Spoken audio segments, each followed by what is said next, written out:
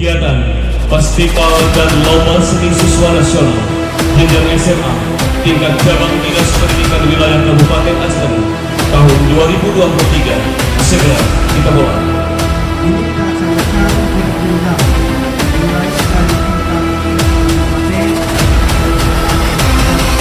Setelah ada pemenang, nanti pemenangnya kita perlombakan kembali untuk mewakili Kabupaten Aceh Tengah ke tingkat provinsi. Dalam hal ini kami sangat mengharapkan sekali kegiatan ini kita laksanakan dengan sebaik-baiknya. Perlombaan festival lomba seni siswa nasional resmi kita buka.